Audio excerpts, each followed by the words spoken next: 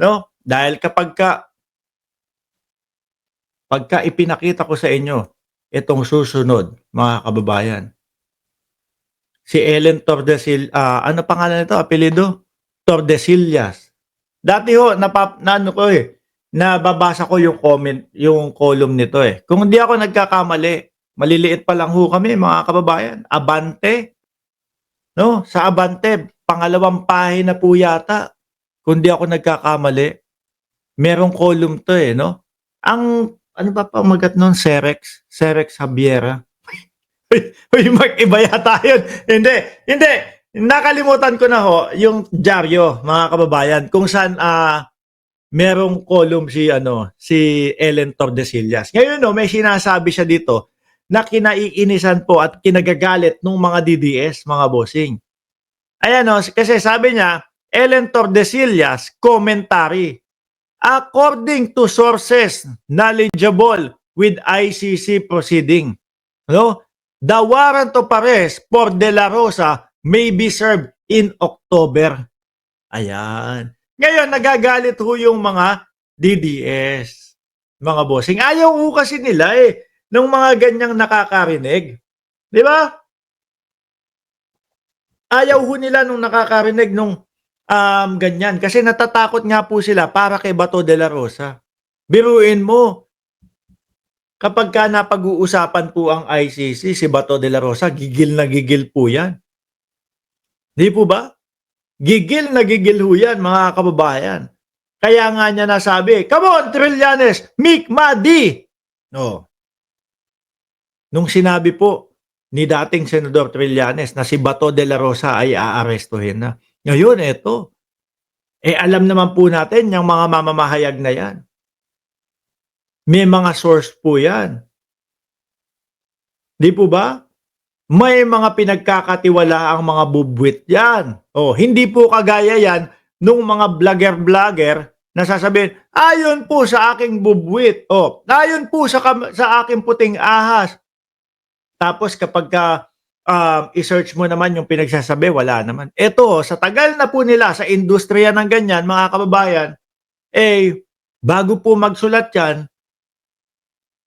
kumbaga, kumpirmado yan. Sabi kasi ni Ellen Tordesillas, no?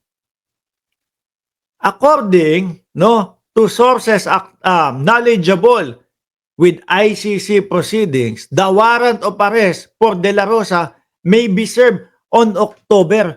Sabi ko, inisip ko, paano kaya? Bakit kaya nasabi? No, at paano nasabi yung hint?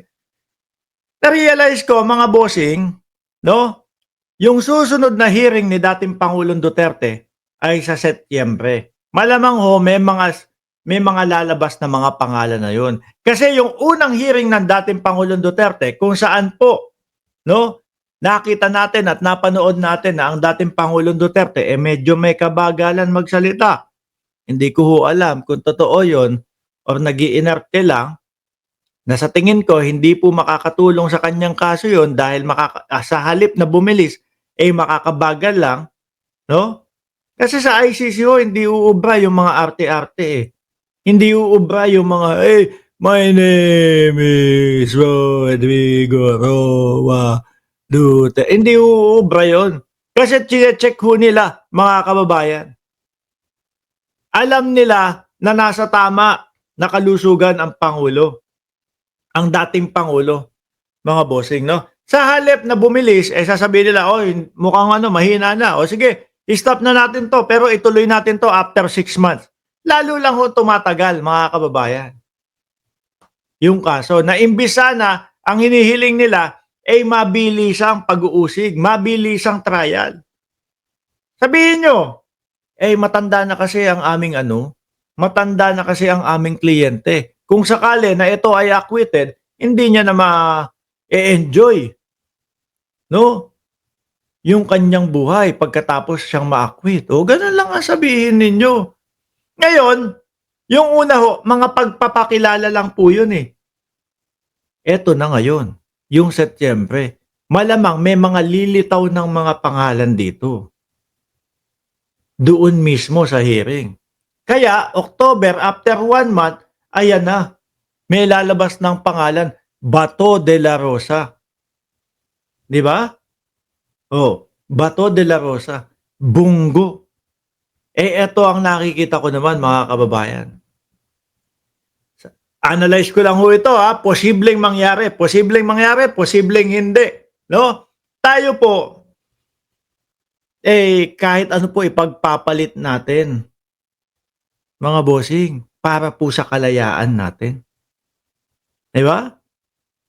Tayo po ipagpapalit natin lahat para sa kalayaan natin. Wag lang yung anak ang kapalit or kung ano. No, o sige, yung anak ko na lang ang ikulong ako, laya ako.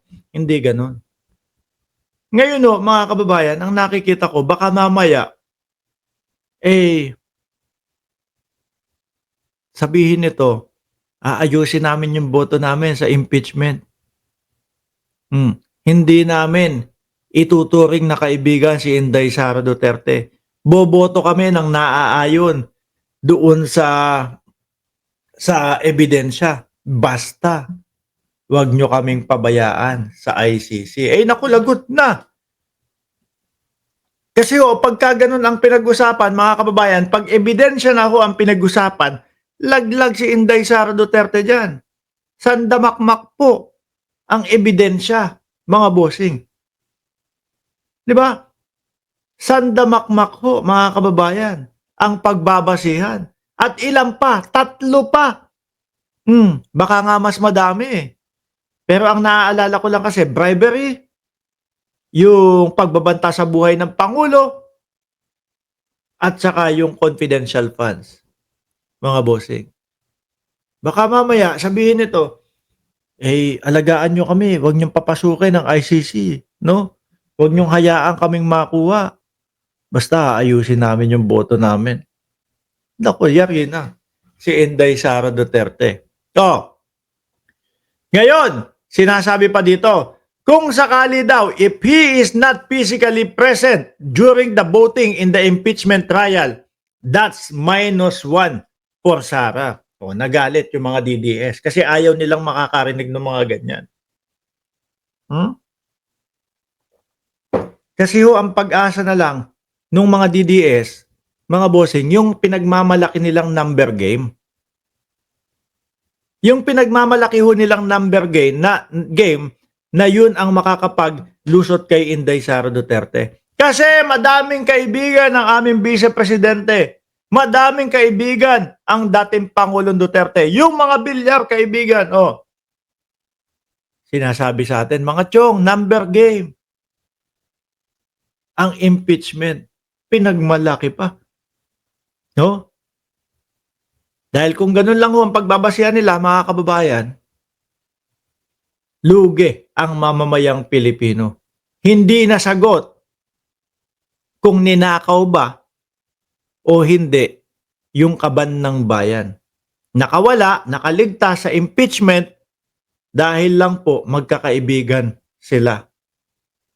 Lugi ang mamamayang Pilipino doon. Sabi ni Juan de Beraturda, pwede pong gawin ni na Bongo at Bato ang abstention.